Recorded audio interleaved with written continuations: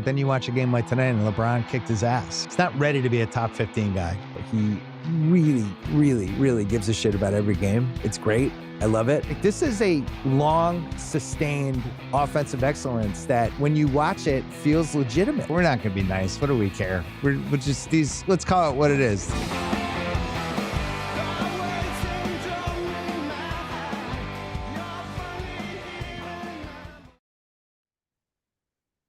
All right, the longest day in NFL history is over.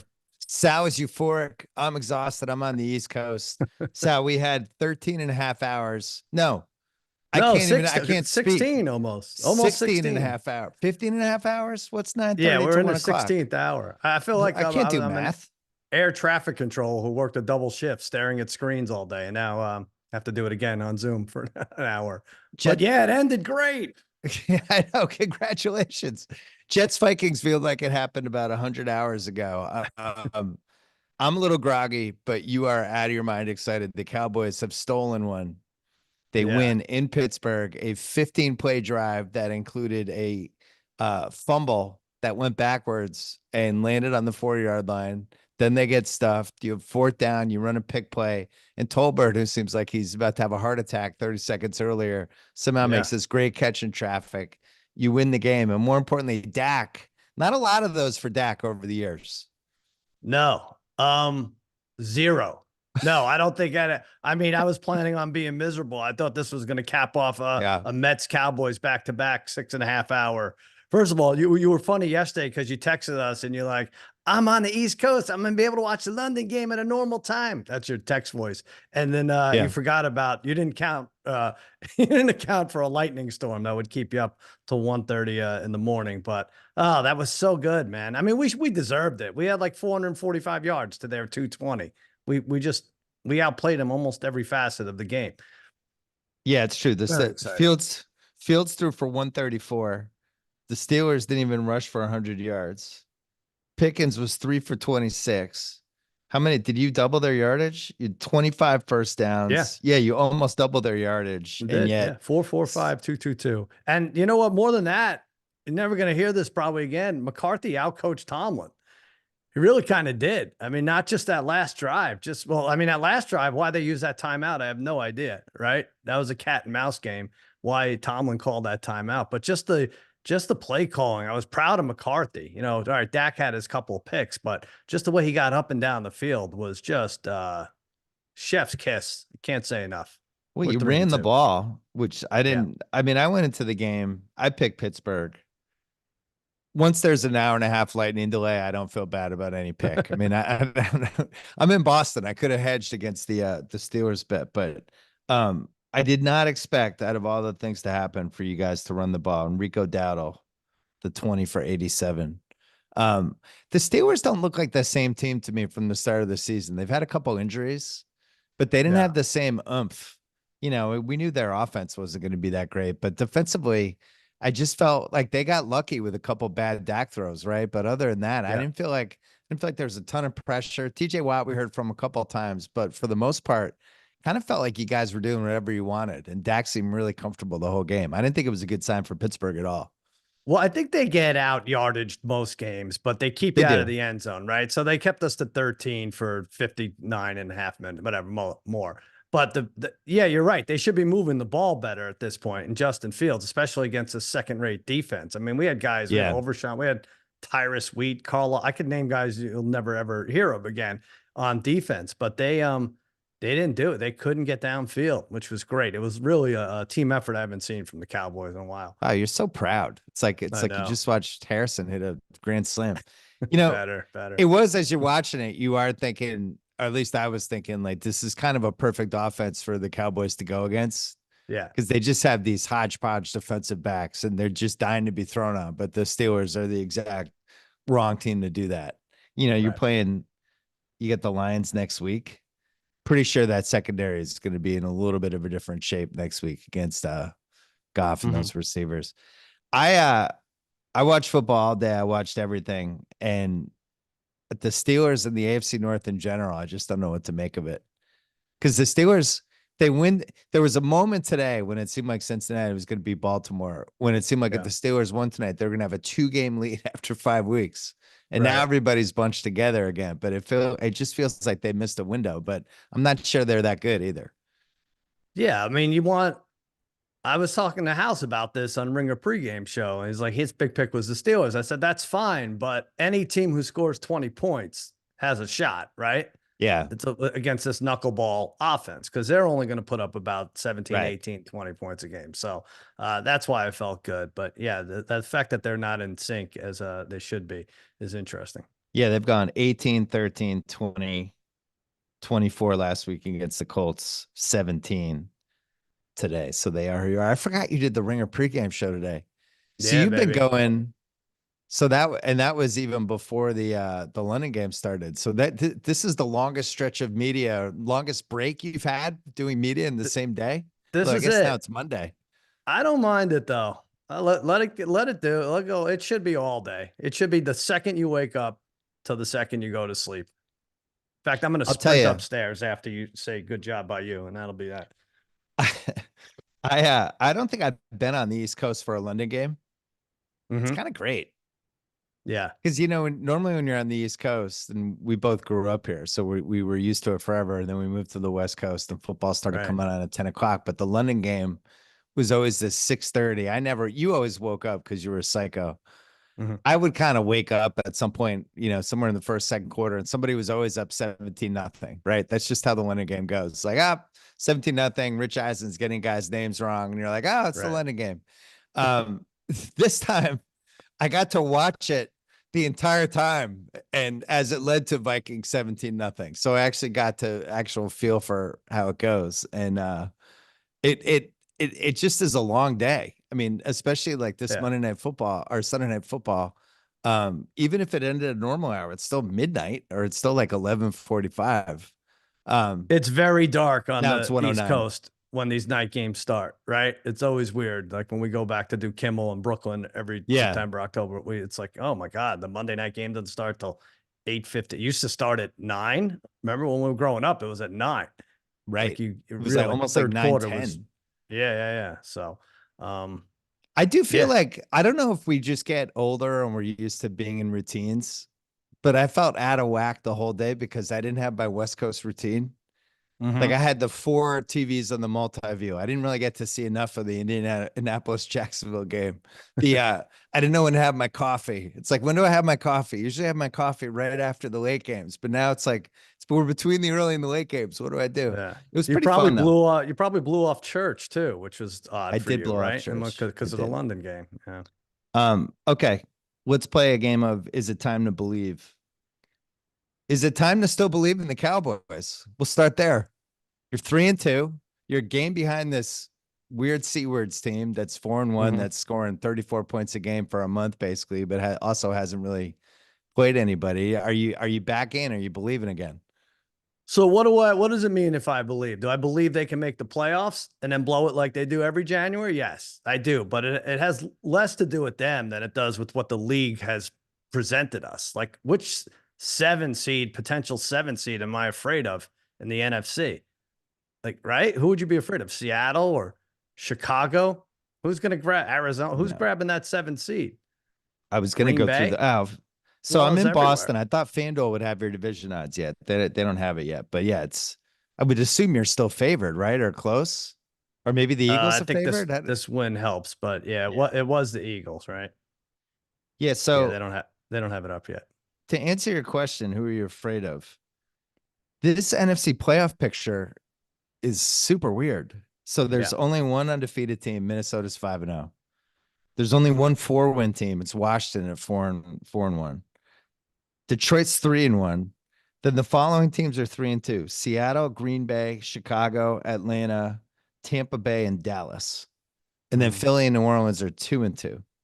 So that's 5.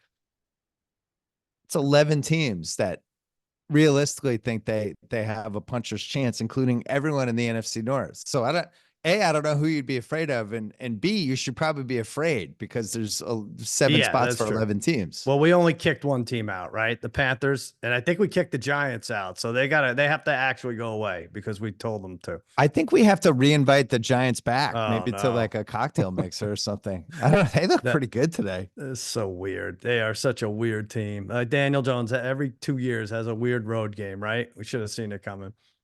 Everybody hurt on offense. Ridiculous. Daniel Jones is awesome. All right, more is the time to believe. Our offense is back. We were all upset the first 2 weeks about how sloppy and disjointed the games were and the quarterback, the fantasy numbers.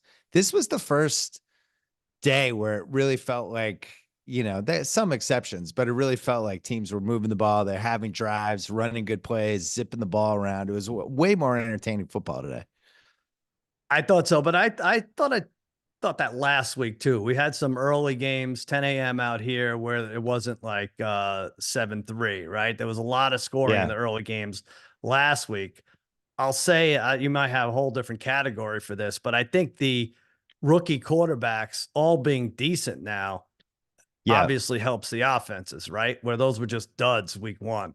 So I think they are back. I think they gave us a month of the offensive lines not being in sync and whatever else. Yeah, I'm going to say they're back for the most part.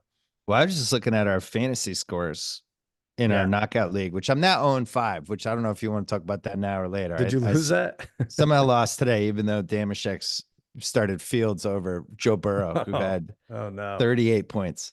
Dagger. But I had the most points in the league. He had the second most. But you look around and some teams were in the hundreds again. It felt like those days of fantasy might not even see that anymore. All right. Is it time to believe number 2? Teasers are officially dead. Like we're just all banned from doing them. Are we there officially? Like the 2 teaser teams today were Seattle and San Francisco. And it was like, don't do those. One of those 2 teams is going to F you. And both of them did. What can I say? I mean, yes, this is this. What can I say? Because you teased them. Because I teased them, and I'm gonna do it next week too. Like I need like a Colombian drug lord to threaten my family's life before I stop doing teasers. But a lightning delay. But what is the number now? It's the oh God, like 7+ point dogs are 7-2 outright. 5.5+ dogs are have 13 straight up wins. It's crazy. Enough already. Were those were the 2 biggest lines, right? The late 4 p.m. Niners games? and the Seahawks. Yeah. Those are 2 biggest lines other than the Chiefs. Yeah, I think that. Yeah. Yep. Yeah, those are the 2 biggest and they went Please down don't do teases unless you're teasing a team the other way, which I did last week with the Titans on Monday night against Miami. All right. So we covered that. The Patriots are the worst team in the league. Oh, I knew this was coming. Why are you so you know it was coming? Because I'm a Patriot fan. What is it? We've lost 4 straight. You're in Boston. You're emotional. I get it. You think they're the worst? Oh yeah, I think them versus Miami was the battle. Well, I got at least for the AFC for who's the worst team in the AFC, and the Patriots won, and they're the worst team in the AFC. We'll see. I don't know. I can't remember if they played Carolina this year, but that's the anti-cream of the crop. That's the spoiled cream at the top. The Patriots are awful. I have some thoughts about this later that I'm going to save for the gimmick that we're doing later. But I'm trying to think that's that official. You do go to Tennessee. That's winnable. That's about it. I don't know. If you go to Arizona, it doesn't get easy after this. All right, I'm going to do some of my Jacoby Brissett material now. He has not hit 700 pass yards yet for the season in 5 games. He's at 696. Wow. He's on pace for less than 2,500 yards, which is something out of like the 1960s. He's averaging 139.2 pass yards a game. How many touchdowns do you think he's thrown this year? But 5 games. 1? Is it 1? 2 touchdowns and 1 pick and 17 sacks. But the good news is he's good with his legs. Oh, no, he's not. He's rushed for 51 yards total. He's on pace for less than 10 touchdowns this year. Less than 10 touchdowns in 2024. He's played every game, all the games. They've had multiple times in the red zone and inside the other team's 40. I've never seen anything like this. And it's the most divisive Patriot argument since Brady Bledsoe, even though it's like the dumb version of it. Because there's people who's like, the line is so bad, you can't play Drake May yet. You can't. You're just throwing him. He's going to die. But if you watch the games, part of the reason the lines are so bad is because Brissett can't throw the ball more than 5 yards downfield. So the teams move up. And it's basically like if you're playing a video game, it's like the other teams are basically in goal line defense. They're just all the way up. The safeties are 10 yards off the line. They're just completely unafraid of him. So yeah, they can't block because there's 11 guys coming because they know that this guy can't throw over the top. He throws it out of bounds. It's the dumbest thing I've ever seen. It's one thing, like, I'm glad they're losing. I bet all the unders. I want them to get another top 3 pick, but I don't understand why you wouldn't want to have a quarterback who could at least give you a chance to compete. And he seems like a nice guy. We've talked about him before, but he's just not a competent starting quarterback. Like play Joe Milton if you don't want to play Drake May. Go sign people off the waiver wire. Go get Tyler Huntley. There's got to be 5 more of those on the waiver wire, right? Go get one of those guys. Frustrating. I'll tell you what. I have 3 words for you. You deserve it. You do. That's fair. You do. I mean, you had the greatest of all time for 2 decades. This is like, I would think like, it's like Bill Gates, if he's going to be reincarnated and he's like, he becomes like a cockroach in Malaysia. It's like, all right, that's fair. Come on. What are you going to do? You had the best and now you have the worst. He's not even the worst. We'll get to the worst. He's up there. Well, you're not paying him a $1 zillion. So that's nice. There are some. The receivers are open. You know what's crazy? The Pats are 1-4. I honestly think they could have beaten the Niners last week. They could have beaten Seattle. They lost in OT, but they had the ball with a chance to clinch it. And they should have won today. And it's not just Brissett. The coaching is awful. It's just awful. Like they're down 5. Maybe they're trying to tank. So if they're trying to tank, congratulations, because it's working. But they're down 5 with 2.5 minutes left, 2 minutes left. And they of course, they have to get a false start on 4th and 10. So that's 4th and 15. Right? Yeah. On like the 20. And they're like, yeah, let's go for it. Jacoby Brissett, the guy who literally can't do anything. Let's see if he can complete this. Just kick the field goal. You had all 3 timeouts. Like this is like basic football 101 shit that the coaching staff can't do. They fucked up the end of the first half. So the part that scares me is because we went through this with the Celtics in the mid-90s where it was like, no, it's a marathon, not a sprint. We're trying to build something long-term. And it was like ML Carr, but ML Carr was trying to win the whole time. And then like near the end, it became, no, he was trying to lose. I was like, no, I was going to the games. He was trying to win. The Patriots are trying to win these games. They're just incompetent. I think it's so bad to take the number 3 pick, take a quarterback, don't put an offensive line in front of him. Now he can't play the whole year. So he's just basically redshirted this year and the team sucks anyway. Yeah. Makes me mad. It's frustrating. I know you can't like it for sure. And I don't know. I guess there's the Snoop Huntley's back there, but is it going to be that much better, you think? I guess you could pull out a close game here or there. Maybe there's nobody. Really isn't a lot. There's not a lot. Like I look at Flacco, I'm like, everybody should have that guy. That's spectacular what he does for that team. Even though they came up short, but there's just not enough of them. Let's take a break for the podcast. We'll keep going on YouTube. All right. We're back on YouTube, even though we never left. So more is a time to believe. Do you believe in the Ravens yet? They've stolen a couple games. Yeah, I do. 41. Do you see they outrushed opponents by 750 yards this year already in 5 games? Is that what it is? 110 or 125, 150. Yeah, I can add 150 yards per game more.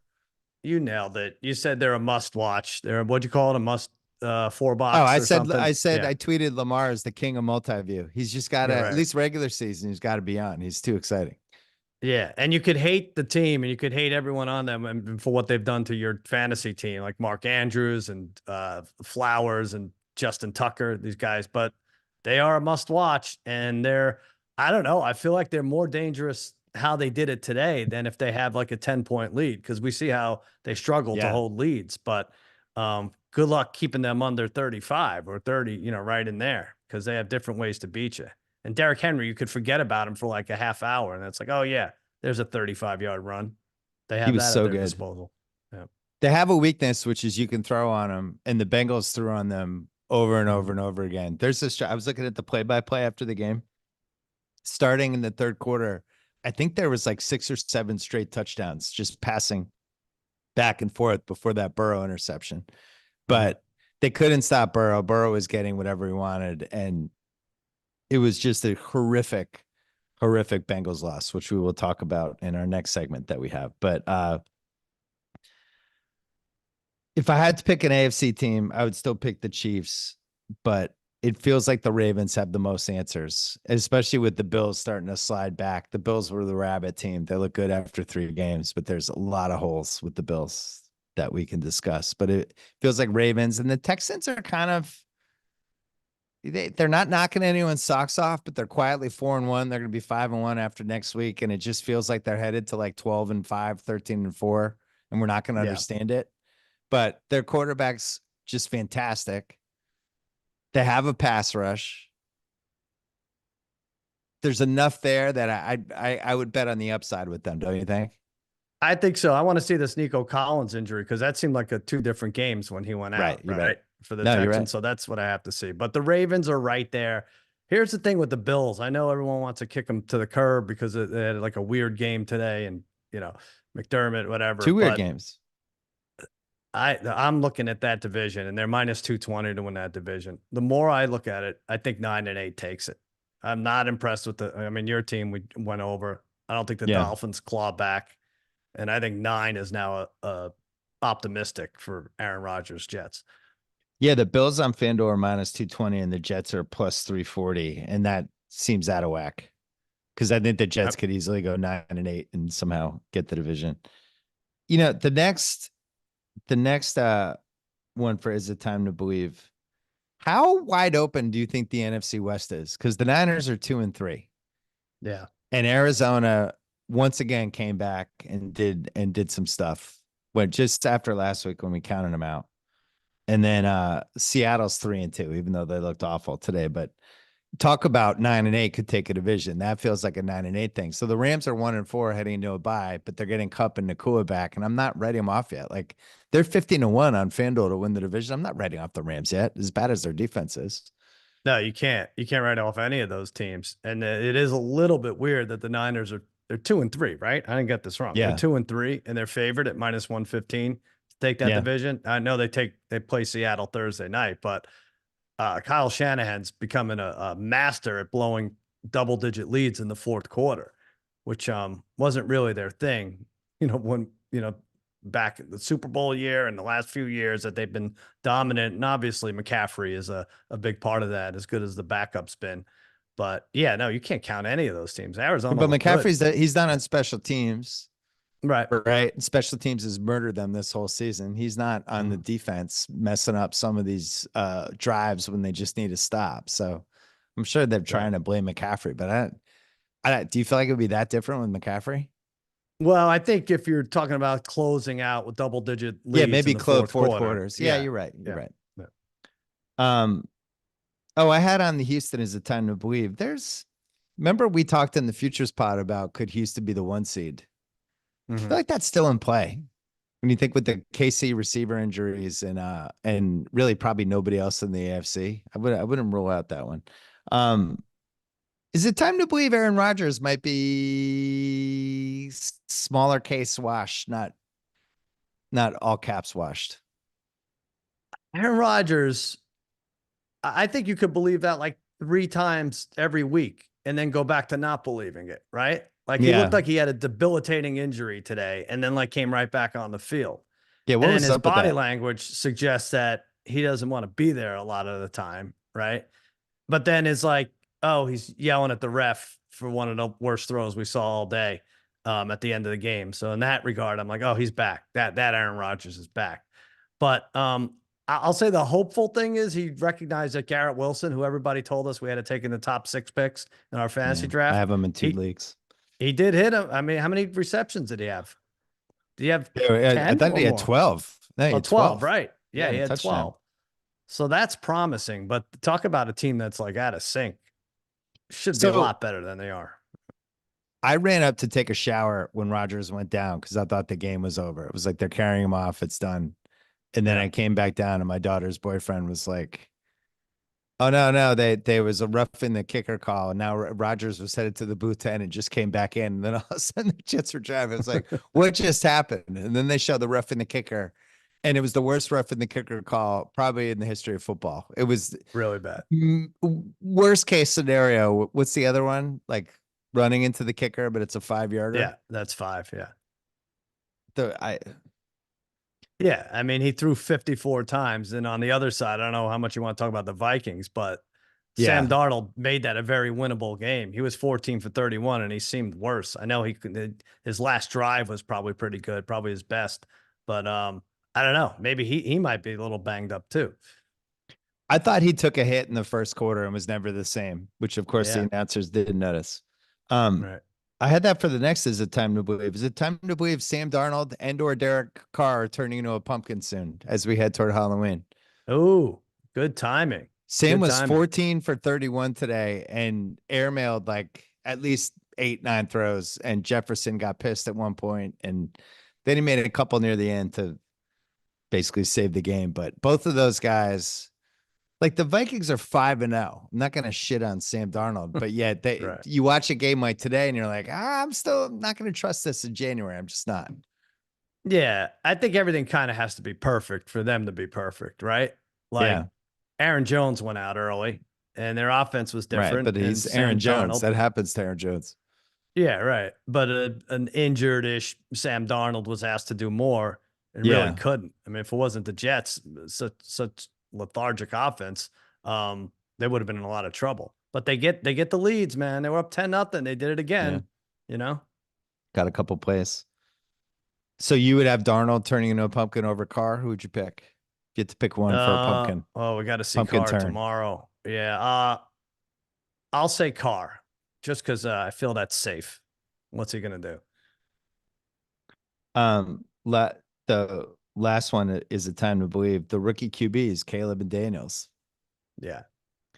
So And Bo Nix, no? You don't want to throw him in there? I don't. Oh. I started Caleb in one of my leagues because of this Carolina matchup where they had like the worst pass rush in the pass rush, worst pass Oh. rush in the league, and a bad pass day. I was like, this seems like a perfect matchup for Caleb, and of course it was. He looked great. Yeah. I'm still not 100% sold. I want to see them like with a fierce defense, like how they hold up, because I don't think they can block.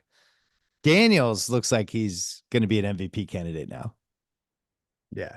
Just Especially so because we calm. don't have MVP candidates. It's basically him and Lamar. It was Brock Purdy until he lost that game today, and Josh Allen is free falling. So I don't even know who the MVP candidates are. But Well, your Daniels boy has to be in there. Stroud jumped to second. He's plus 600. Mahomes, they still keep him steady at plus 270, and Lamar Jackson's plus 650. But yeah, Jaden is now a sizable minus 210 favored for offensive rookie of the year, and he looks so poised and everything. I don't want to make too much out of it because he beat up a fraudulent team. Yeah. I'm sure we'll talk about in a minute. But man, he looks good. He looks good. And Caleb Williams looks like that Bears offense is weird when it's clicking, right? It seems like everything's going downhill. And I'm very impressed with actually both of them, Daniels especially. But for after a month for them to be where they are is pretty cool. So the last one I have. Well, who would you bet? Who would you bet on right now with MVP? Because we talked about this when Allen looked like he was the prohibitive MVP favorite after 3 weeks, and we were like, "This never works." There was that Russell Wilson moment. Yeah. What was that? 4 years ago, and people were like, "Russ has never won an MVP, and this is his year." After like four, every year there's a guy after 3-4 games, we get all excited, and then it just flips in 2 weeks. If you had to bet on any of these dudes, would it be Stroud? Stroud fits a lot of the model because they're going to be their 1 or 2 seed. Yeah. And I thought he was spectacular today, even though I know the points maybe didn't reflect it, but I thought he did a lot of great stuff today. And when they lost Collins, they didn't have their starting. They basically didn't have Mixon or Collins, and he kept them hanging around that game. Right. I think you have to take Stroud at 6-1 because he does fit that. What do you need to be, like a top 2 seed? And Top 2 maybe seed. they don't get first, but they should get second. I, on the other hand, have to take Dak motherfucking Prescott at 25-1, baby. Wow. No. I won't do that. Those aren't bad odds. I'm going to stick with Josh Allen. I still think by default, the Bills are going to have a hefty win total, and I like it at plus 750. Daniel Dimes at 200-1. Is he up there? Wow. Yeah. Good He's for my him. next is a time to believe. That was an awesome game he played today. And I had Seattle I had a first half game bet on Seattle, and the Giants the game should have been over in the first half. They were dominating. They had a stupid turnover right in the goal line, but Dimes was awesome. Dimes looked like the Dimes from 2 years ago, and they didn't have Malik Neighbors, which was one of the reasons I thought Seattle was going to have it, because Malik Neighbors was their whole offense. All of a sudden, these other receivers got involved. Some random running back that I guarantee didn't start for anybody. He probably had 100 yards, maybe more. Tyrone Tracy, everybody picked him up Saturday night in their fantasy league, and he had 129 yards. Yeah. But I thought Dimes kind of controlled the game, and he was in Seattle. I mean, Seattle, they're missing dudes all over on their defense. They were a little fraudulent maybe to begin with, but I thought Dimes was the best part in the field. I wish I could be smarter about these games. I wish you and I could talk like Friday and be like, all right, this was like 5.5, 6, and now Neighbors is out, and he's the only one who could stretch the field. Who the hell? Singletary's out, whatever. He's a running back, but who were you afraid of on the Giants at this point? Oh, and it jumped to 7, the line. I wish I could see that. I'm like, oh, there's nice value in that. No, I always have to go the other way. Seahawks teaser. And then, but you're right. They could have won this game by 3 touchdowns. If they call that a different, I feel like if there's another angle on that 1-yard plunge that went 99 the other way. Yeah, he might have had the touchdown. They could have won this game. It could have been well over in the third quarter. Well, here's why week 4, week 5 is so much fun. Because now you look back at the Giants games, and we crossed them off. We're like, they suck. So they lose to Minnesota 28-6 in week 1. Turns out Minnesota is a 5-0 team with a really good defense, and the Giants weren't ready for it. Week 2, they lose to Washington 21-18. And the takeaway from that game is, well, why didn't they have a backup field goal kicker? Basically, if they had a field goal kicker, they win the game. Right. Week 3, they beat Cleveland at Cleveland. Week 4. What? Yeah. All right. No, Dallas. They should have beat Dallas. That's what's coming next. Yeah, they'd lost to Dallas. They could have easily could have won. They could have. And then they win in Seattle. Like that, the Giants might actually be pretty good. And this was their hardest stretch of the season. So they have home Cincy, home Philly, at Pittsburgh, home Washington. And then they're going to London for at Carolina week 10. But they might get to 5-5 after 10 games. It's not inconceivable. I think the NFC East is going to be bizarre. No, I know. Yeah, I'm nervous about when we play them again. I think they could split with Washington and Philly. They played Philly tough last year. Wan'Dale Robinson is making TikToks and in the locker room getting screamed at by Dable. It's a fun team all of a sudden. So I think the Giants aren't in pole position for Belichick anymore. Oh, feels really? like Jacksonville now. I think Stephen Ruiz, I think he was right. What they do have division odds up now for that.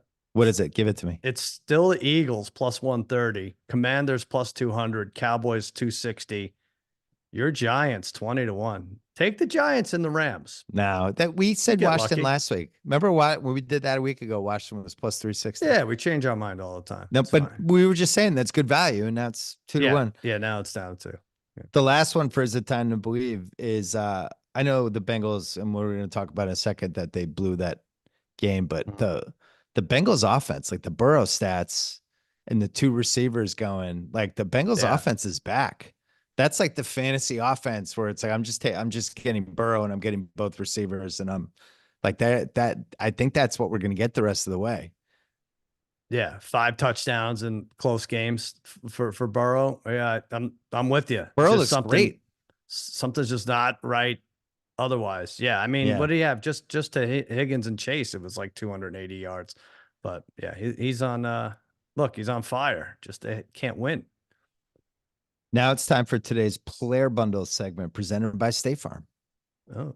Though it's tough to crown the best play in football history, no one can deny the magic when the right 2 players work together to pull off the unexpected. I'm not just saying this because you're here, but one of the first great football plays I ever saw was the Pearson play. Oh, look at that. Staubach to Pearson. Watched that one with my dad. Seemed like he Vikings? pushed off, but I didn't know any better. I was like 5. No, But didn't push off. But that was like what considered to be one of the original Hail Marys, even though it wasn't really a Hail Mary. Right. But you had Staubach. What was your best combo? Was it Aikman Irvin? There's been yeah, I think it would have to be Aikman Irvin. Mine is Moss Aikman Brady. Irvin. Go ahead. Moss Brady 07 or mid 2010s Brady Gronk would be my 1A, 1B. Moss Brady 2007 was like one of the greatest sports experiences of my entire life, right until the end when they didn't win the Super Bowl. You're gonna cry all the way through. It was so much fun. That first night when they were in FU mode after Spygate, that was the most fun I've ever had as a football fan. I loved it so much. Will you? And we just unleashed Moss. Please give Jacoby Brissett to Mario Douglas a chance before you lock in on a. It would be Jalen Pope, who was wide open for the go-ahead touchdown, except Brissett sailed it almost over his head. That's your guy. Well, you know what else is better together? Bundling your home and auto insurance with the personal price plan from State Farm. The personal price plan lets you call the place so you can choose the right coverage at a price that's right for you. Talk to a State Farm agent today to learn how you can bundle and save with the personal price plan. Like a good neighbor, State Farm is there. Prices are based on rating plans that vary by state. Coverage options are selected by customer. Availability, amount of discounts and savings and eligibility vary by state. Okay. Des Romo is my favorite. Des and Romo. So let's restart the ad. Start the ad over. Yeah, Kyle, splice that in later. Des Romo. All right, we're going to do a week 5 incompetency draft because there was a lot of incompetency today. And I'm going to give you the first pick. Who do you have? All right. Okay, I am going to take for this. I'm going to take my Aunt Chippy because she's always leaking. She's 84 years old. God bless her. And did you say incontinency? No, incompetency. Yeah. Oh, I thought you said incontinency. People being incompetent. Oh, my list is going to be very different from yours. Aunt Chippy's leaking? No. She's fine. She's fine. Oh, if she listens, I'm in a lot of trouble here. No way she's listening. She loves Browns talk. All right, let me start it off because I don't know why the shit has hit the fan with these Browns, but the Haslems. Literally. Yes, D and Jimmy Haslam. Yeah. I'm not blaming Stefanski anymore for having Deshaun Watson in there. I refuse to think that he thinks this is a winning formula. And I don't even know why the Haslams are doing it. They know they can make the playoffs without him. They did it last year. I know they have to pay him a lot of money. I think you may have hit on something. I don't know if you meant it this way, but are they playing him in the hopes that he gets hurt? Now, salary-wise, that wouldn't matter. They're still on the hook for all of it, even if he got hurt. But maybe they're just like setting him up, like Tony Soprano set up Feach LaManna, right? Remember, he's like, yeah. All right, I'm watching that season right now. Yeah, it's the best. It's so good. That might be what's going on here, but honestly, just start anyone else and you could probably win a lot of these games. I mean, when the QBR number is in the 7, 8.3 every week, enough already. What are you doing to these fans? These are winnable games. Well, first of all, they're not a playoff team. And I think it's way more fun to have Watson being like historically bad every week. Like the tweets are really fun. Austin Gale always has these tweets about through 5 weeks, this is the worst offense in Cleveland history. Through 5 weeks, this is the worst offense since 2018. He was 15 for 28 today for 125 yards. They were 1 for 13 on third down, and they averaged 3.6 yards per play. He said 17 starts, and he's never thrown for 300. He was my first pick. He's never thrown for 300 for them. I think he's the most disliked. What do you think is going on? What do you think is going on, honestly? I think he's the most disliked local NFL player, like by a fan base. Oh, yeah. That I can remember. Like, has any fan base disliked a player more than this? Who are the Deshaun fans in Cleveland at this point? Like, this guy's literally ruined your entire decade of football.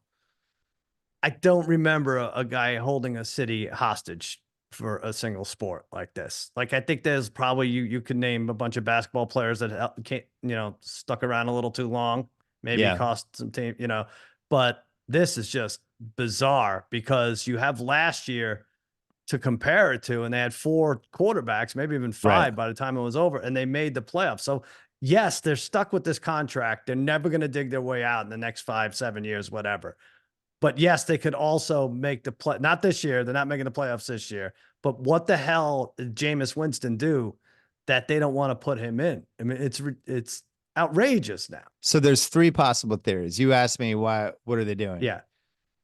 One is the sinister theory. They're like hoping he gets hurt. 2 is he's a sunk cost. So the moment you punt on this, you've basically ruined the next 2-3 years of your team anyway, right? You just have him on the bench sulking. He's going to be such a cancer that you almost feel like you're better off just having him out there praying and hoping that the talent comes back and you turn it around. And then the third thing I think would be just sheer stubbornness. That this owner is just like a crazy rich guy. He's like, no, he's going to be fine. He's going to be fine. I was watching some 2019 Texans tapes yesterday. It's going to come back. It's not going to be fine. It doesn't seem like it. Doesn't seem like he has any zip on his throws anymore. Nothing. It doesn't seem like he cares. He doesn't like nothing really matters, And I even gave him a little bit of a pass last week because he had 2 big plays called back, but then he goes right back to being 2024 Deshaun Watson. Frame him like Feach is what I say. I'll make the t-shirts.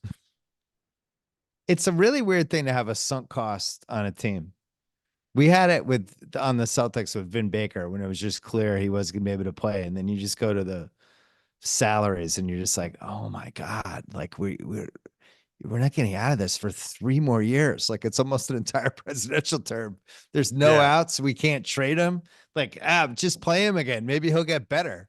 So it feels like they're still in the maybe he'll get better stage, but he's not going to get better.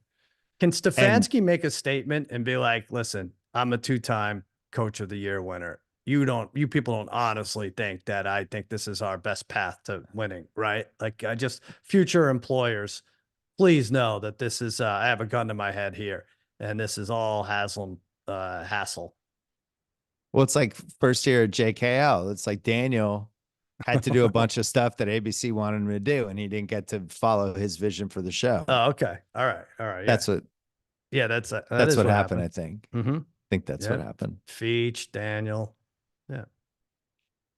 There are no outs. I don't know what they do. And if I'm a Cleveland fan, like I don't know if I'd be able to watch anymore. Yeah. What's funny is 6 weeks ago, there was still like you pick Cleveland for the playoffs. And you're like, either Watson will come back or he'll suck and they'll just put in somebody else. And this is still like a 9 or 10 win team. But nobody ever predicted the scenario. Watson is still going to be awful and they're just going to leave him in every week. And that's how it's going to go. And the defenders, you talk about like the city hating him. The rest of the team has got to be done with him. Like the defense is good. I know that they've regressed to the mean now. I think they're like 13th or 14th in the league. It's like, that's because it's 3 and outs all the time for the offense. Like the defense can't be dynamite like it was. I know Myles Garrett has 2 foot injuries and everything else, but. All right. I'm going to take Kyle Shanahan for all the reasons we talked about. The Niners are 2-3, which is inexcusable. They've had 2 of the worst losses of the season. They're 0-2 in the West. They're 0-3 in the NFC. I disagree with their strategy stuff, especially in the fourth quarters. They just do dumb shit. And they just are super sloppy and have so much talent. And especially when you're going all in and doing the Ayuk extension and some of the other stuff they've done where they're like, basically like, this is our window. We have to win. I know it's early in the NFL and I know we're going to zigzag a million times, but sloppy is always a bad sign. And they seem super sloppy. And I think Purdy, he had 2 picks today, but I think Purdy's actually kept them in some of these games. He's really like, I just think he's been really good. I'm with you. Unlike the Browns, the Niners have a quarterback who's too good for the team to be 2-3, Yeah. Like who's played really well. Big throws. Yeah. Definitely. The stats don't back up how like some of the stuff he's doing and how he's keeping plays alive. And I don't even think their offensive line's been that good. Right. So I'm with you. That's a good one. Shanahan. I don't get it. All right, you go. All right. Okay. Incompetency award. I'll give mine to Jason Garrett during a weather delay. Oh boy. I'm so glad you brought this up. Oh, that was something else. That that team just ad-libbing for an extra hour. They have didn't count 12 on it at all. people, and we're somehow completely taken aback. They're basically doing a podcast. Yeah. It's like us right They now. need another 12. Exactly. They need 24 people. But and you really got some insight, because I'm sorry, Jason Garrett. I'm sorry. I wish I didn't hate him so much, but I don't need Jason Garrett breaking down Sean McDermott's coaching decisions. Like, you were the worst. This is like a dog reprimanding a human for peeing in the bushes. I don't want to hear anything you have to say about coaching. So there you go. It's like, and now to talk about some poor treatment of women, we're gonna bring in Ted Bundy. Yeah, here he is. It's like, no, come on, Ted. Yeah, Garrett. I thought it was so funny that Jack Collinsworth ran out of material and they couldn't go back to him. I don't know, maybe it was the lightning delay, but maybe Matthew Berry had his one fantasy pick. They just had the 4 people in the studio just going for like 40 minutes. I was dying. Yeah. I thought it was so funny. They're like, Jason, do you have any Romo stories or any? And he's like, he's just smiling and laughing and looking at the McCourty brother. I was dying. That was great. Maria Taylor, an hour and a half. hazard pay. Yeah. What if they knew ahead of time that was going to happen? What do you think they would have scheduled? I don't know. You know, like what? You know what? Here's an idea. Chris Collinsworth talking to the coaches or something. I have no idea. Something. Here's an idea, because this kills on social media. Just show different locker room speeches. Those are always great. Well, that's just good. Be like, let's look at what Harbaugh told the Ravens after the game and show that, and then come back, and Jason Garrett can just be smiling like a maniac. He like it. But I feel like they could have. It was just really funny. Okay. Sean McDermott. Can't believe it took this long to get in 2020. They rallied back somehow. 3-yard line, seconds left, and just need to get it to overtime.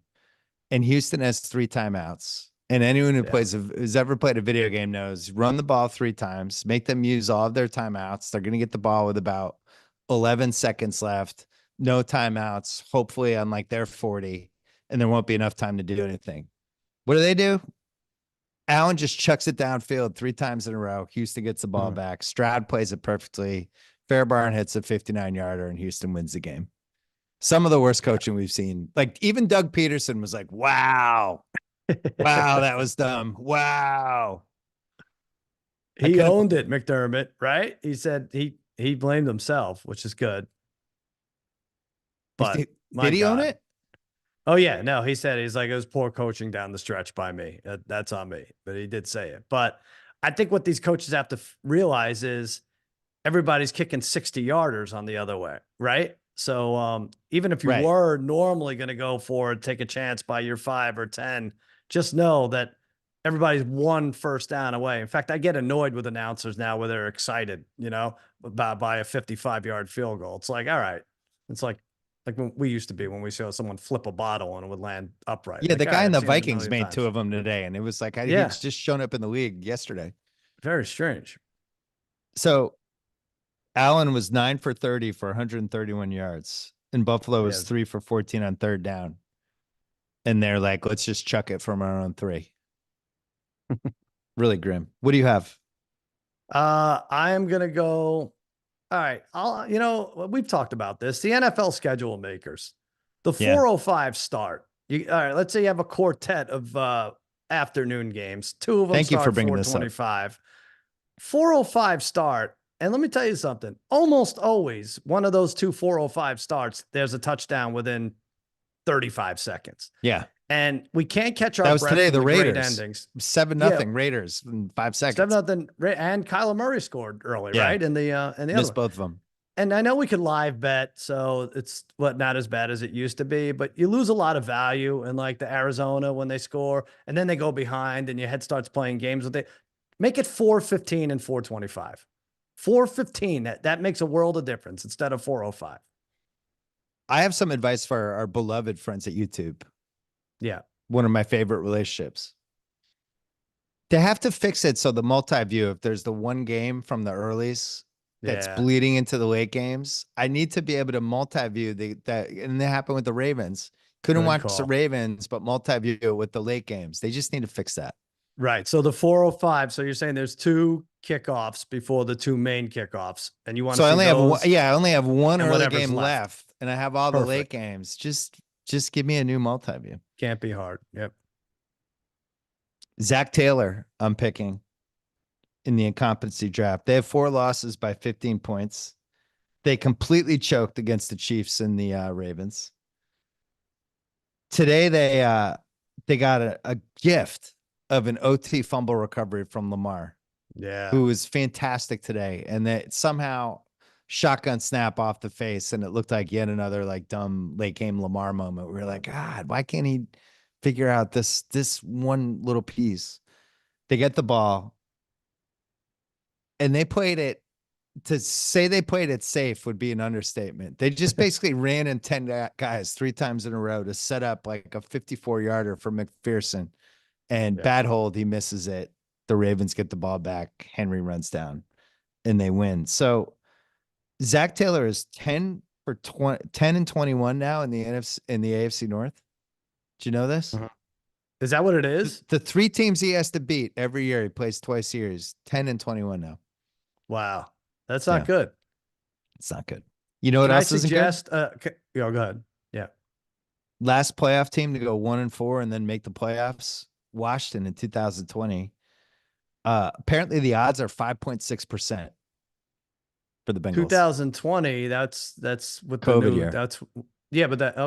year. So that includes obviously this extra team and everything. Yeah. Well, I don't even remember that Washington. What were you going to say? Yes, I do. No, I think it should be Zach Taylor, but it should be a dual entry with Lou Anarumo, because I had him written down. Like, this guy was the greatest defensively, right? Yeah. Like, oh my God. I think I liked him because he was Italian, but 30th in the league in scoring defense now, like 30th. They have to be better. I mean, 520 yards versus the Ravens. As good as the Ravens are, you shouldn't, in a must-win at home, allow 520 yards. What Sopranos character is Lou Amarillo, where it's like he was really good in the early seasons, but now it's like, wow, I'm ready for this guy to get whacked. Maybe a little Artie Bucco. I don't know. The Artie Bucco. Hey, I got some great feel for you today. Have a seat. I got a great wine to go with it. Ladies, let me take these menus. You won't be needing them today. Artie Bucco. I'm going to just draft 2 in a row here. Robert Saleh, who's now 20 and 36. We make fun of him every week. Just going to mention that. He's still one of the 20 worst coaches of all time by winning percentage, if you want to throw that out there. The Doug Peterson, Trevor Lawrence combo. These guys, even when they win, it feels like a loss. What the hell? They just can't help themselves. Like classic first quarter, they turn it over on downs because of course they do, right? They can't help that. Then they get inside. And I'm watching with Zoe's boyfriend, and I'm like, watch this. Watch the Jaguars. Watch how stupid they are. It's like 1st and goal inside the 8. I'm like, watch this. This is going to be amazing. And then they do the 3 terrible plays, and now it's like 4th and goal from the 2. And Peterson actually was like, I can't do it again. And he just kicks the field goal. Like he finally, even he's seen enough on 4th down. And the Colts were just dying to give away the game, and the Jags finally took it. They gave up an 85-yard touchdown to Thomas. Lawrence actually hit 2 long throws, but that team, even when it's their day and they should be winning by 15, they're still like pulling it out. They're staving off Joe Flacco at the end, and they're like barely winning this Indy team that was dying to just roll over for them. It's mystifying with them. First of all, I couldn't believe it. Like, Trevor Lawrence has 2 interceptions this year. I would have thought it was 7. I would have guessed 11. They didn't cover. The line was 2.5 all week. It shot up to 3.5. So if you were, I was, and a lot of Very people suspicious that they won by 3. Ridiculous.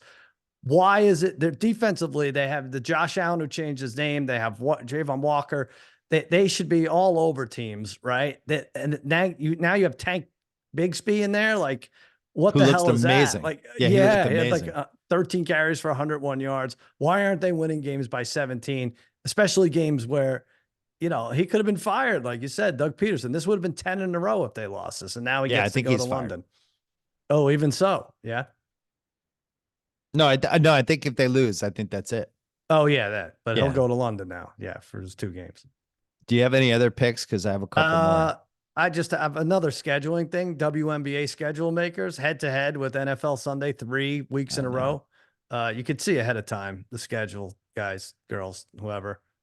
I don't understand. I wanted to watch those games. To be honest, we have money on them. The WNBA had this amazing moment this season to get as many eyeballs as possible on their most important games, and stuck to the schedule that they did 15 years ago when it was counter programming, and completely blew it. Right. And I actually wanted to watch those games, and there's no way I'm watching anything other than football on a Sunday. No, but you can't. It's they have, the days, like, this isn't rocket science. Like, Friday night's going to be your awesome night when the ratings have been great on that.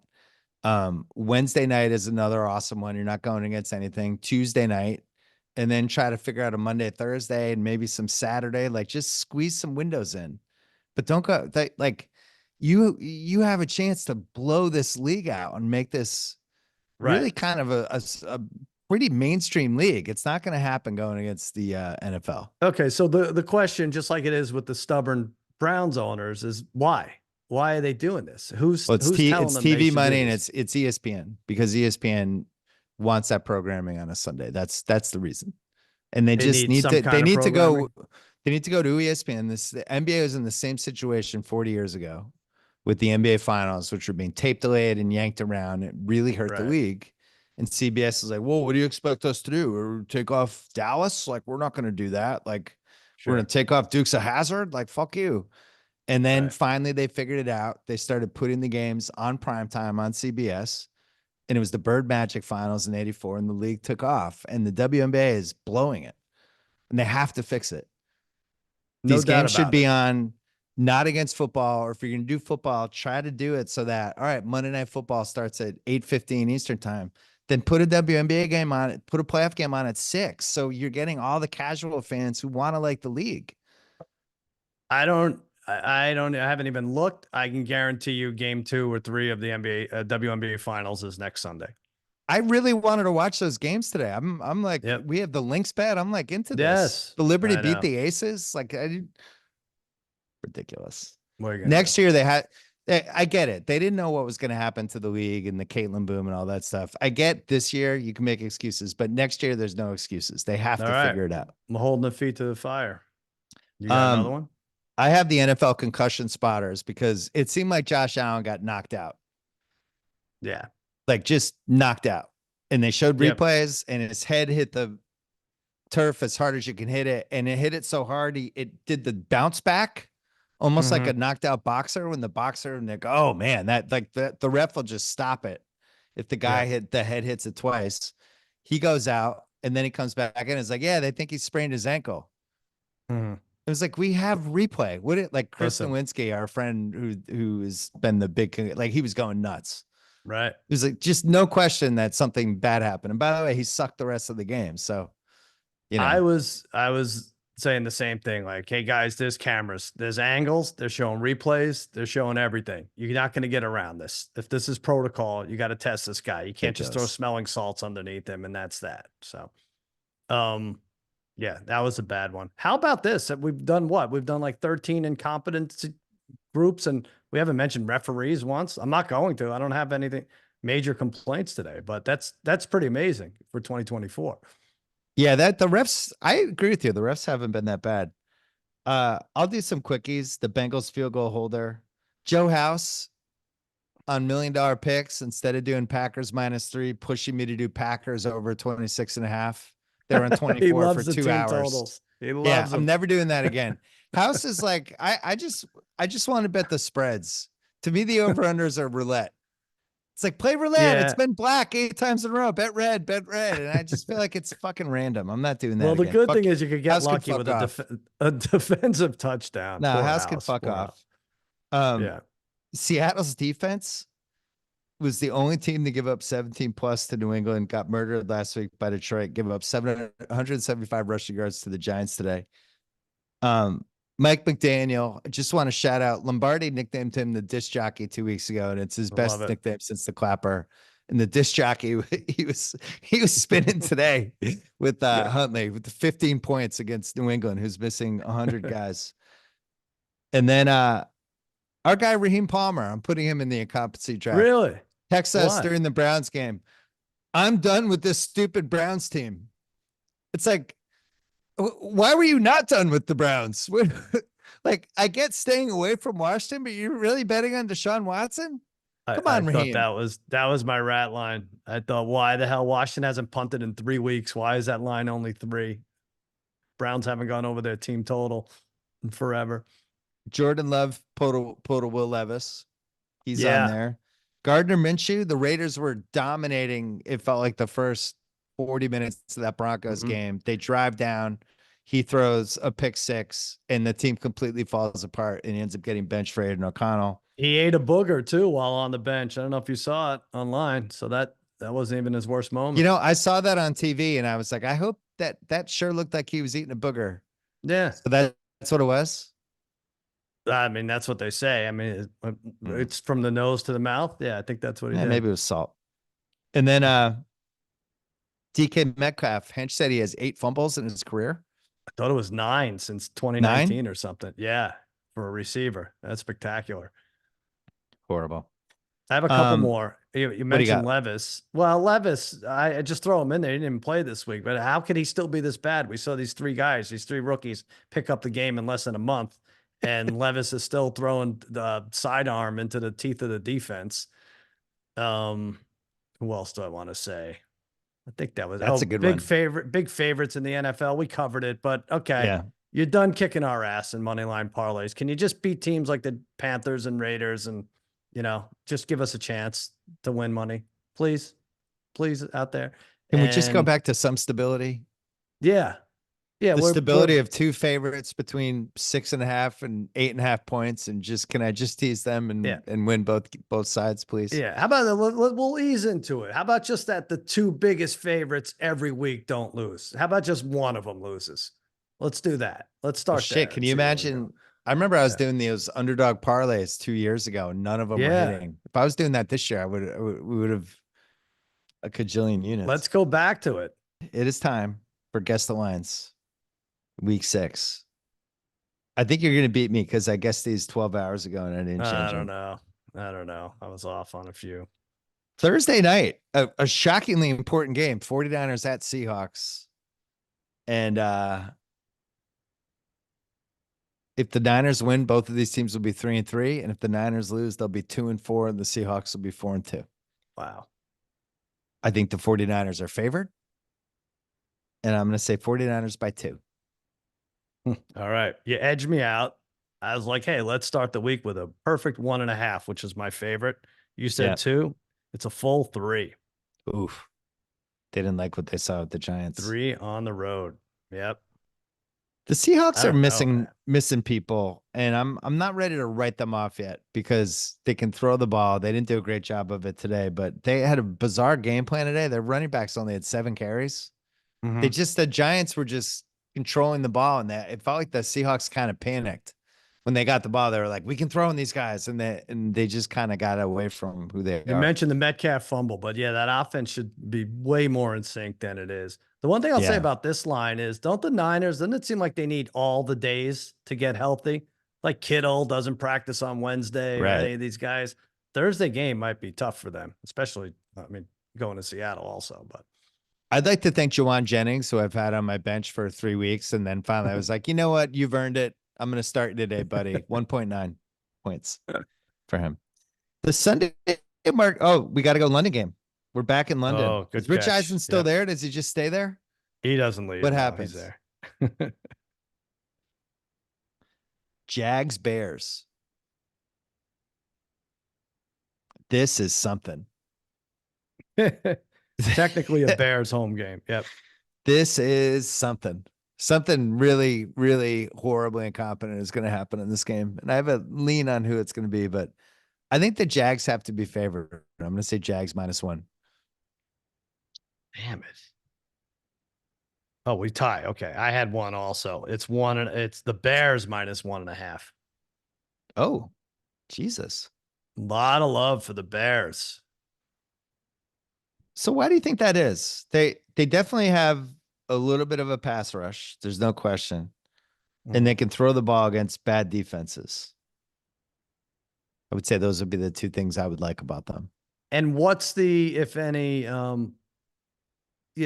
what's what kind of advantage do you give spread wise to the Jaguars in London, even though it's not technically their home game? Half a point because they're there, they win there, they're very good there. Yeah, I would say half a point to a point. They're used to going there. And so the Bears on a neutral field are that much better then. I think that line flips. It's a weird one. Sunday's marquee game. Kudos to us. We finally have a Ravens-Washington meaningful football game. Turf war. Can't remember this ever happening. Good one. Has it? Maybe when would they have been good at the same time? Like 2012, RG3, maybe? RG3. Yeah. Maybe like right around there. It's in Baltimore. I had the Ravens by 3.5. Oh, okay, good. I get this. I said 4.5. It's 6.5. Oh my God, I'm way off. Way up there. Jesus. There's cheap touchdown potential. Listen, Washington's going to throw on Baltimore, just period. That line's too high. Yeah, they just don't respect them like they do the Bears. Like they only laying 3 to Cleveland. So Washington, the ball doesn't touch the ground when you watch Washington. It's just like completions. They're all over the place, and they have speed. I like it. Watchables. Saints Bucks is a watchable. Kudos to the NFC South. What a turnaround. What a rehabilitation. I'm excited to watch this game. I have I'm done. I'm done with the South. Go ahead. I didn't say it to bet on it, but I like watching it. I had fun on Thursday night. I enjoy watching the Falcons. I feel like I've watched every Falcons game. I have Saints -3. We're gonna split it. I said 2, and it's 2.5. What's fun about it? Like the NFC South, like I really like, I get it. Whoever should win doesn't win. We get it. Tampa should have won that game. And Atlanta, if you don't finish the game in the last 2 minutes, then that means you lost it. Yeah. I get it. It's fine. I'm just not interested anymore. Why couldn't I have just enjoyed my Mets and not watch that game? That sent me in a tailspin, that Tampa loss. Lions at Dallas. So I'm going to change my pick on this because I would have said Lions -3, but since you won and look competent, I'm going to knock that down by a half point and say Lions favored by 2.5 in Dallas. Goodbye, you. I said Dallas -1. I'm still a delusional, hopeful fan here, but it is Detroit by 3. Oh, you get that. My original guess was the right guess. Yep. It's a tough matchup for you. High. That's on a little bit high. I know. Tough matchup for you. I know. You had a lot of guys I've never heard of on defense. Yeah, and don't expect them to make a name for themselves. I think they played well against Pittsburgh. This is a little different than playing Justin Fields. Well, you remember in Dallas last year, these two played, right? I think it was a Saturday night, and there was a controversial call against the Lions that I'm still upset about. I still don't think they got that right. Very, very upsetting. Fairly watchables. Eagles home for the Browns. And I just don't see how the Browns can't be in the Vegas zone now every time. So I'm going to say Browns by 4.5, or Eagles by 4.5 over the Browns. I went high. I went 7. It's 8.5. Oh, 8.5. Lord. Oh, that's absurd. I don't know. Should the Eagles be favored by 8.5 over anybody? Well, they definitely have the rest advantage from the bye. And, all right. How many points are the Browns scoring? 13? I don't think the Eagles should be favored by that much over any team. What have the Browns? I mean, we were wondering if their coach was going to get fired over the bye. Now they're 8.5 point favorites. That seems weird. 13, 16, 15, 18, 17. So if the Eagles score 22, the Blackjack Browns. 17th stay. Gross. Yeah, that's it. Packers are home for the Cardinals. Weird Packers game today. They have this tight end that I picked up in all my leagues, and he was a delight today. He's turned into Rob Gronkowski, Kraft. But Dubs didn't play. Watson's hurt. Go figure. So they're down to basically the 2 receivers and Kraft, but it didn't really matter against the Rams. You said it. I think you said Love pulled the Levis, right? Yeah. Like you don't usually win a game like that when you give up a pick 6. It's like 99% chance. Yeah. Oh, I have a baseball playoff nitpick. They put the win probability at the top now. Yeah. Yeah. Who is that for? Like morons? I don't know. Who's that for? Like, haven't we paid enough homage to the nerds that we now have to have win probability? It's like, oh, the Dodgers are up 8-0 in the ninth. Their win probability is 99%. It's like, oh, is it? It's really likely they're going to win. Oh, the Mets came back. They were only 10% win probability. It's like, do we need win probability to describe a comeback? Like we need a stat to say that something was awesome. Who started this? Couple Just bad fucking things watch about the it. game. It's really stupid. Yes. There's so many other stats I'd rather see than win probability. I like to see what down, the guy, and then it was up. They were down at 3%. Then it was 70%. Who cares? Also, it can't be great for viewership. Like if you're telling the viewer, hey, the Phillies have a 93% chance of winning, the viewer might be like, oh, all right, I'm going to go put on the Liberty and Aces. You know, like why do I have to watch? So it's not psychologically, it's not the best idea. Baseball doesn't want their fans to have any sort of natural reaction to watching. You just have to, it's all AI now. Yeah, it's like, all AI. I really wish the Phillies could come back here, but the win probability says we only have a 2% chance. Yep, they're done. ESPN loves that more than anything. I hate it. I don't like it. I don't get it. They have it in like the second inning. It's like 75% chance to win. It's like they need 22 more outs. I don't even believe a million things can happen. I don't even, and in the NBA, I hate it the most because like we see someone overcome a 17-point deficit 3 times a week in the NBA, right? Yeah, more. Somebody's down 17. They hit. How are you making that 95%? Like stupid. Dumb. The worst. I hate win probability. You just don't like it because you don't understand it. It's like, no, I understand it. I understand. You're an old man. Let's just. How about this? I won't watch the game. Just text me what the win probability is. I'll get super excited. Like, oh, they're up to 88%. I don't need to watch the game.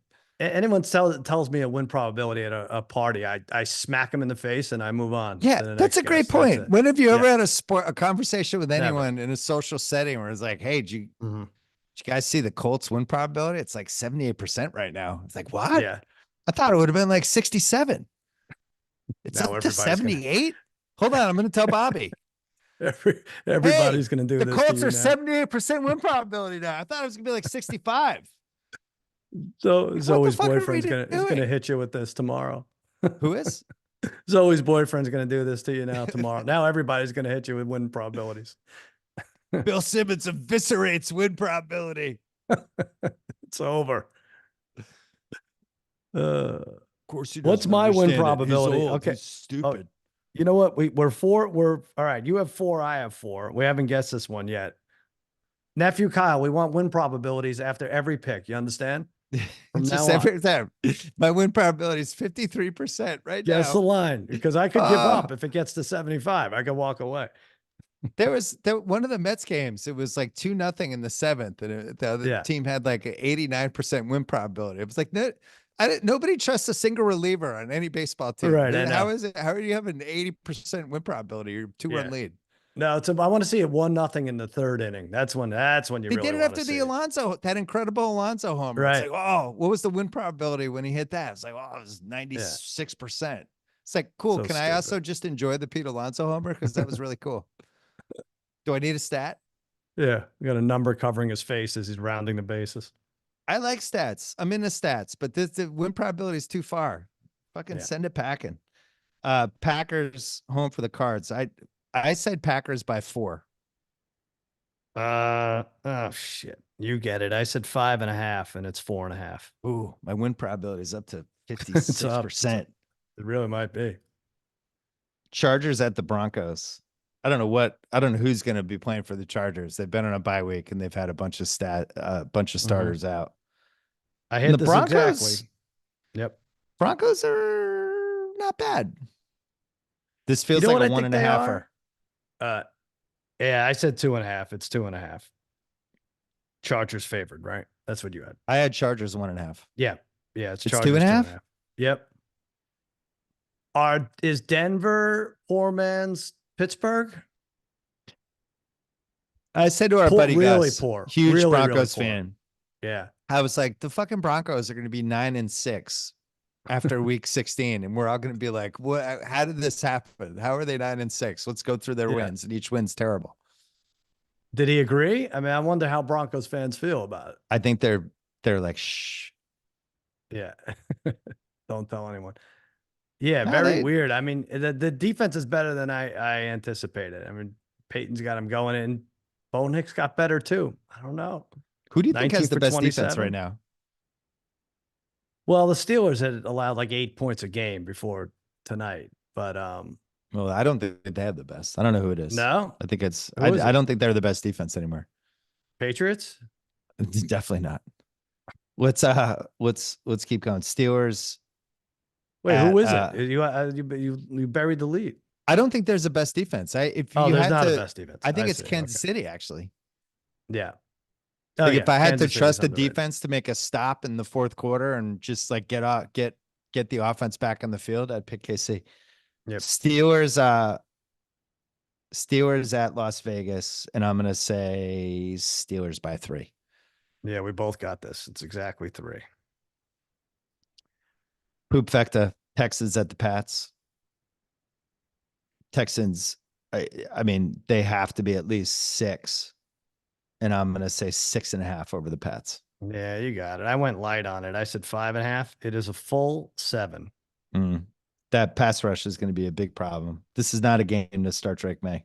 Well, you know what's a big problem? You're going to win because favorites of 7 or more haven't won in like 13 years or something. So congratulations on the W.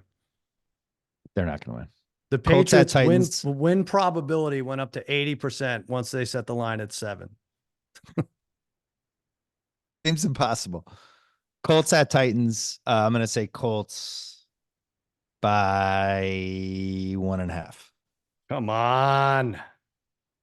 I said 2. It is 1.5. I don't like the way you're reading it. Like you are reading. You're actually reading it. Well, because I can't see anymore because it's 2:19 in the morning. My eyesight's blurry. I'm going to make the letters bigger. I need to hit all 3 to tie you. And I'm going to definitely get one wrong. Colts Titans seems like the kind of game Raheem is going to bet as his wisest pick on the Sunday Ringer pregame show. He's like, this is the week for Will Levis. Raheem can't quit shitty teams. Yeah. Falcons at Carolina. Speaking of shitty teams. So I don't think the Falcons, I don't think the Panthers can be getting less than 4 against any 500 and up team. So I'm going to say Falcons by 4 in Carolina. That's a good way to look at it. I said 3.5. So of course you get it. It's 5.5. Oh, I lose again. Yeah. I am done. Unlike Raheem, I'm done like singing songs about bad teams. Like all week, I'm like the Red Rifle, Andy Dalton, 60 points in 2 games. Like this is a bad team. If I have to circle it in the pool and get lucky, I'm not going to brag because it is just luck. You know what I was looking at today? Because I was in Boston going through the FanDuel and, I had a bunch of time until the game started. The really bad teams. So the 3 worst teams are Carolina and New England and maybe Miami without a quarterback. And like the Bears were 3.5 over Carolina. The Pats were like Miami was 2.5 point favorite. But you figure law of averages, if you're like a 2-15 or a 3-14 team, oh boy, my computer's going to run out of battery soon. Speed this up. We're all right. Lose probability is up to 19%. You're good. But you do the minus 13.5 line on the favorite or the minus 17.5. You just go for a blowout. Yeah. But the shitty teams get blown out all the time. And you get they're like 5-1, 7-1 that there's going to be a blowout. Yep. So I was thinking that. So that the Bears hit and the Miami didn't. But it's just something to think about. The minus 9.5. Yeah. What was the Bears line? I forget it. You have no juice in your computer. Yeah, we got what was the adjusted? I was like, you probably got 5-1. No, the adjusted was like it was probably like 4-1, 13.5, something like that. Yeah. Yeah, that's good. Sunday night Bengals at Giants. I'm gonna say Bengals 3.5. Yeah, we both had 3.5. Boy, this was shaping up as this is all of a sudden a good game now. Well, one that is a good game. That's a really dangerous game for the Bengals, especially if they have neighbors back for the Giants. Yeah. With the receivers we saw today, I feel like they could throw the ball. I love calling the Bengals. You know that, Oh my Bill. God. You know it. Oh my God. This Malik Neighbors. Is he for Uh, real, Mike? Is he just, for real? just as it. I Mike, just can't. I might do the icky shuffle right here in this booth. I don't know. Like the win probability of my pants right now is like 85%.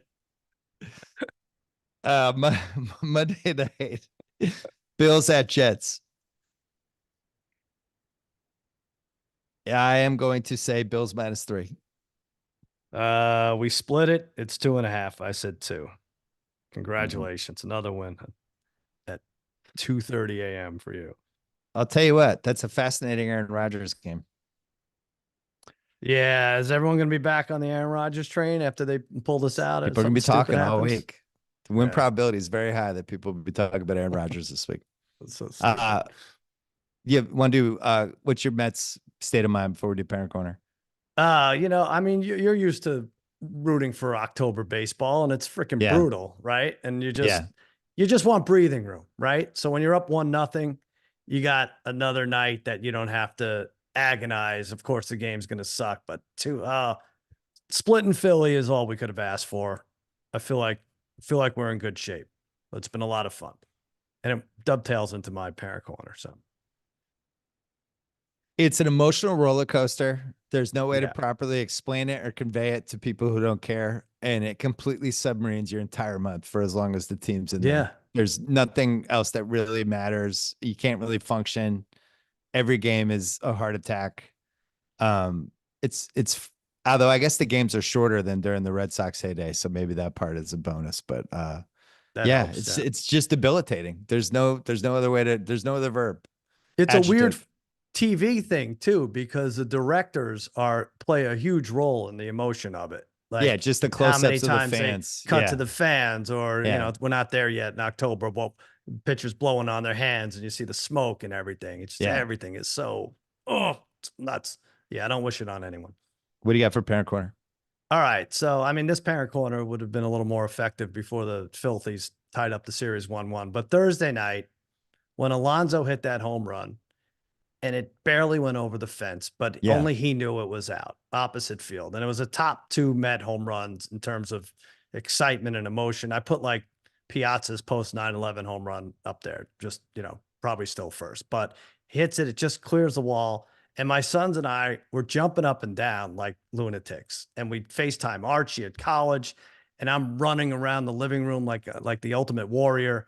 And I stepped on the dog a couple of times. It was crazy. And I was thinking, I'm never going to forget this.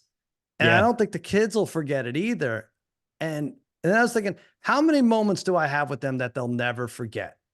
Oh, 20, like 20, like big moments where you found, not like, hey, that was fun when we went to the Grand Canyon when I was 13. Like, not that, but when Aunt Chippy leaked on you. When she leaked all over us, we were like high-fiving and stepping on dogs. No, but I think there's about 15 to 20 that they'll remember with their dad, because it's immediate, right? There are nice moments that come, you know, like when, I don't know, if mom comes home and announces you got a promotion at American Express. That's nice. Dad says he has Disney tickets. That's nice. But sports wins are quick. They're immediate. And in this case, surprising and so emotional. And I just want to thank sports. Had the Cowboys lost tonight, I would say sports could go to hell. But I think it's just so impactful and puts together these moments that I wouldn't have been able to create otherwise with my kids. The dog could have done without it, but thank you, sports. That's good. Thank you. You know, I agree. I knew I couldn't articulate certainly well, a huge part of like me and my dad over the years. I got a bunch of columns out of it, and it was a big part of my perspective on stuff. So I totally get it. And you're right. You have a couple of those, and you remember where you were, you remember who you were with, where you were sitting. Yeah. You know, there's nothing really like it. Like even music, if you share musical taste with your kids, and even if you take them to a concert, the event is big, but there's not one, here's the announcement, here's the big moment. You know what I mean? Yeah. Just can't compare it to anything. It's a great call. I have a slightly similar one, because I haven't been able to really put my son in parent corner, because all of the parent corners I'm really not allowed to put in the parent corner at this point. Now that he's driving, and just the things that are happening every week, I just can't Right. There's the unedited parent corner. That would be amazing. Dark web parent corner. Yeah. Sadly, we can't tell any of those stories, but so, I'm in Boston and we're doing this live show in New York City tomorrow, but I was in Boston for the UFC thing and we both love Pereira, the UFC guy. I've never really had a completely favorite UFC guy, but Ben also loves him and we just love him. I bet on him every time. I put him with like every football team. And he was FaceTiming me after every round. And this was like he's fighting Roundtree, who he's got this Joe Frazier no neck. Did you see it? Yeah. Yeah. Get this Oh, yeah. no neck kind of Joe Frazier, left, right, Lunging. left. Yep. And just as immediately, and I knew it from the YouTube clips. I knew I was a little worried for Pereira for this one. But then that first couple rounds, and it's just like, fuck, he's got to like figure this dude out. And all the fighters I've ever liked in my life, they just, Hopkins was great at this. Chavez was great at this. Like they just, the fight goes along and they just kind of, they're just picking little clues and then they're closing the distance and figuring out. So you could see in the third round, he started to figure the guy out and then he just demolished him. And we were FaceTiming after. And it was like, I think this is the first thing we've had together. Cause he doesn't, he's like, whatever. He likes the team sports, but doesn't really care. He just bounces around. But the Pereira is like kind of our guy. So now we're just like all the way in. So he beat Roundtree. That's great. And I just think he's like my first real like favorite UFC guy. I've liked other guys, but not like this. I thought you were going to say he was your son, Pereira. You did a test or something. But you just, yeah. No, he was great. And did you think, I thought he was losing 2-1, actually. I don't know when you and Ben, did you think like we thought he lost the first 2 rounds? Yeah. And it's like, you never know with UFC. Like they had a couple of the fights before were a little dicey. One of the women's fights was really bizarre. And, although when we thought he won, but this one was like shit. Like he's got to win the last 3, but you could see the other guy was wearing down a little bit. And that's the thing. One of the things with Pereira is like, he always seems the same. Like he comes out, he just stares the dude down. Yeah. Right. His eyes, he's like Michael Myers. Like he's completely still. It's like we're doing Silence of the Lambs tomorrow. And I was researching it. And Hopkins was saying about how he played Lecter. He thought it'd be really scary if he was just still. He's like, still people are the scariest. So if you watch Silence of the Lambs, like she comes around and she sees him in the cage and he's just standing there and he's not moving. Some of the best horror movie villains are like Michael Myers was like that too, where he's just like in the doorway, like and Pereira's like, he's like that as a UFC fighter. He just stares you down and looks at you. And it's like the most evil looking fucking, who is the guy in season 2? Like Richie Aprile? Richie Aprile. Yeah. He had that scary look on his face. Yeah. It was good.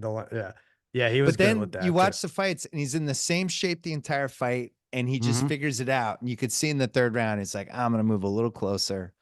Anyway, it was really fun to share. Do you think if you, this doesn't apply to anyone probably listening, but if you don't like sports and you want your kid to think you're cool, I would say take up watching UFC. Yeah. Well, especially the under 20 generation. Yeah. Oh, this ties into the other part of my parent corner. You can start clubs at my son's high school, and he started a UFC club. Oh, wow. And 80 people signed up. And really? What's involved? Yeah, he just runs it. They have like a 2-hour, like they talk about UFC. Yeah, but it's not physical, right? It's just, No. They're not fighting. They're it's like a fan club. But UFC is like massive. Change it. Yeah, get them to fight. That's true. Knowing Ben will probably turn into a fight club in the basement of his school. But yeah, UFC Pereira. Although awesome. I don't do the real pronunciation where they say like I can't do it. I'm just my speech impediment. I can't put it. You can't say it, can you? Pereira's fine. No, the win percentage of me saying that right is about 12. Win probability? No, we're gonna try. Yeah, win probability. All right, that's Parent Corner. What do you have to promote? Anything? Against all odds, we go over pro and college football. It's gonna be a little hockey talk this week. Hockey starts, and then basketball, as you know, through the ringer with Tate on Wednesday. Cousin Sal's winning weekend every Friday. Ringer pregame show on YouTube TV and FanDuel TV. No Mets and I'm games giving away. for you. What's that? No Mets Phillies games for you. What do you mean in person? Going there? No, I don't know. I'm hoping. Well, if they play the Dodgers or Padres, I don't want to get ahead of myself. I'll be going to those games out here. But yeah, it's just tough. If they win, they're playing the Dodgers or the Padres. Yeah. So I'll be hitting those. And I'm giving away a brand new 50-inch TV. Hit me up at the Cousin Sal on Twitter and post a picture of your crappy TV setup, and the worst one wins. And this is coming out of my thing, and that's it. What? What? Did a contest. We talked about this. I want people who have But bad how TV shitty setups. does the TV have to be? They send pictures. So just whatever the picture that you decide looks the shittiest. That's if you want to be in on it, you could decide too. Yeah. I've already got like 25 entries. All right, cuz it is 2:33 in the morning. I can't believe we're still doing a podcast. East Coast time. It's fine, your time. As always, you did good job. Good job by you. Good job by you. Better job by you, Billy. Oh, that's it for the YouTube.